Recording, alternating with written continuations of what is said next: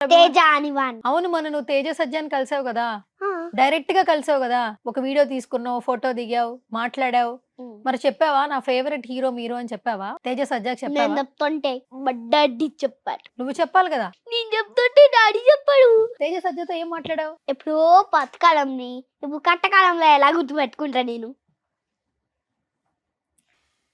అర్థమైందా? ఎప్పుడో పాతకాలంది ఇప్పుడు ఎలా గుర్తు పెట్టుకుంటారంట.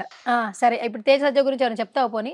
తేజ పాట పాడు. వచ్చాడు కట్ట సూపర్ హీరో, మన హనుమాన్ ఉండగా అందరూ జీరో.